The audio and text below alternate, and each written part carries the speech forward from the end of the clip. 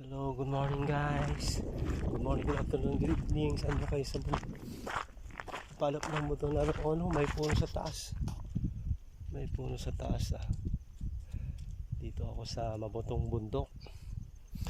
Ayan ang bodyguard ko, si Bukol. Naunang sa akin. Tayo rest din natin ngayon. Kailangan natin maglakad-lakad, kailangan natin magpawisan din. Kita ako sa bundok, tulog pa yung mga kasama ko. Kaya ako lang mag-isa, kasama ko si Doggy, may bodyguard naman ako.